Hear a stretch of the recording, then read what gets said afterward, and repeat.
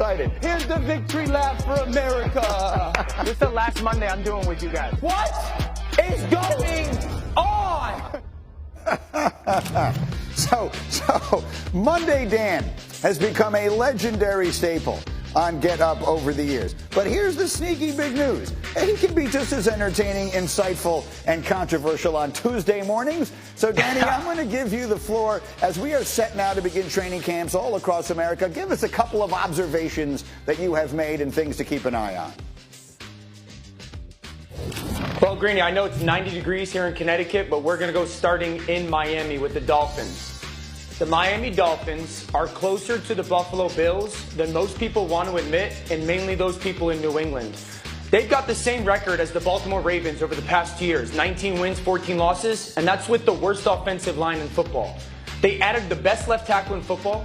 They added a receiver with 200 catches, 2,500 yards, and 24 touchdowns. This is a very good football team based on their defense. Sam Darnold or Baker Mayfield, one of them is going to live up to their draft slot. The last time we saw a healthy Baker Mayfield, he threw for 300 yards against the Kansas City Chiefs. A full season, 27 touchdowns, 8 interceptions. Sam Darnold, through the first 4 games last year, had 8 touchdowns and 1 turnover. One of those guys is going to put together a solid season for Carolina and live up to that top 5 draft slot that both of them had. And then to Dallas. The Cowboys are going to realize that they overestimated their perimeter weapons at wide receiver. Last year in the playoff game, Dak Prescott was 13 of 26 throwing to his wide receivers, and that was with Amari Cooper. He is no longer on their football team. Their number 1, CeeDee Lamb, great talent, drops the football too much. Their number 2, Michael Gallup, coming off of ACL surgery, is going to miss multiple games, probably 3 or 4. And then their number 3, Jalen Tolbert, their 3rd-round draft pick from South Alabama, did not practice much this spring because of injury. The Cowboys are going to sit back and go, uh-oh, we are not nearly as good at the wide receiver spot as we thought. I tell you what, those were all very interesting, insightful, and reasonable takes from a Tuesday Dan. I put a pin in 2 of them. I want to come back to 2 of those as we go. But I've got Paul Feinbaum ready to go. Let's get some college football in here, Danny, and stay with me.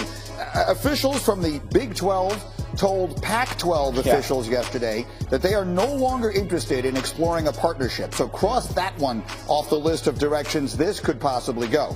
Meanwhile, on the other side of the country at SEC Media Days, the commissioner, Greg Sankey, was talking about his continuing efforts. There's no sense of urgency, no sense of panic. We're not just shooting for a number of affiliations that make us better. Could they be out there? I would never say they're not. I would never say that we will. We're going to be evaluating the landscape. I'm not going to speculate. And I actually am watching a lot of this activity operating around us, more so than impacting us directly. All right, and a reminder, we'll have Nick Saban a little later in this hour, but with Danny, Paul Feinbaum, of course, is there covering all this. No one closer to the situation in the SEC and the entire media. Paul, what was your biggest takeaway from the things that Greg Sankey said yesterday? Well, if you chisel it down, Greeny, it's all about Notre Dame. What Greg Sankey, I think, is saying is when Notre Dame decides what to do or what not to do, everyone else will react. Should Notre Dame decide right now to join the Big Ten or the SEC, it's Armageddon in college football. But sources around the sport say they are pausing. They don't have to make a decision yet. They still have several years remaining on the NBC contract. But at some point, they'll probably have to make a move unless they can mortgage a much higher fee. And if they don't move, then you're probably going to see other things less important, like the ACC perhaps looking west to try to find a way to bail themselves out from a very inferior situation. Danny, you are one who does college games for us every single weekend. As you have sat back and watched this, what I keep calling the summer of discontent in college football, what to you is the single most important thing? Oh, I think the Big Ten absolutely closed the gap on the SEC. Like, the SEC is the king of the castle, and they have been. They've earned that right, and it's been a pretty substantial gap. But now, LA, they've absolutely closed the gap. I mean, the question is, what is Oklahoma without Lincoln Riley, and what is USC with? At Oklahoma, Lincoln Riley won 85% of his games. He won 4 Big 12 championships in 5 years.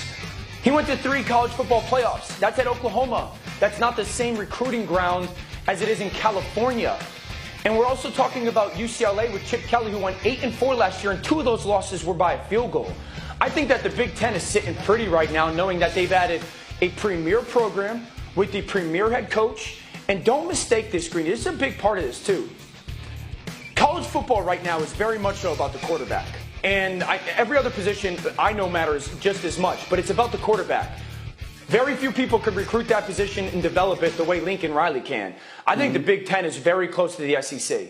Paul, let me come back to you then, because the commissioner said clearly yesterday, and you said it's about Notre Dame, and he said we're not going to make any moves for the sake of making moves. But who else do you think reasonably could they be looking at right now? As they've added Oklahoma and Texas, they have an eye on Notre Dame. Who else?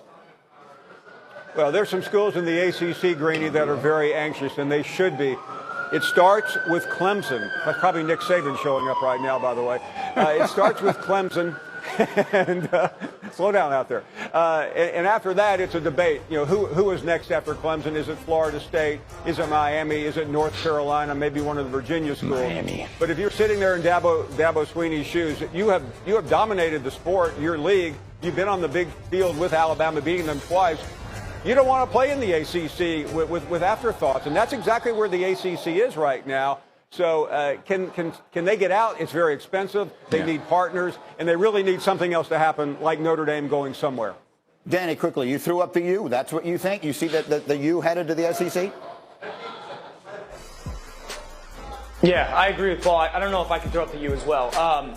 But if I'm the SEC, I go after Miami. And that's because of who their head coach is. Mario Cristobal, he's got SEC ties. He's from down there. He recruited there. He believes in football the way the SEC does, where it's line of scrimmage game. 35-12 at Oregon. This is a coach that I think is going to finally get Miami back to sniffing what it was for those 2 decades of dominance, mainly because he can recruit his face off. Paul, give us a quick final word.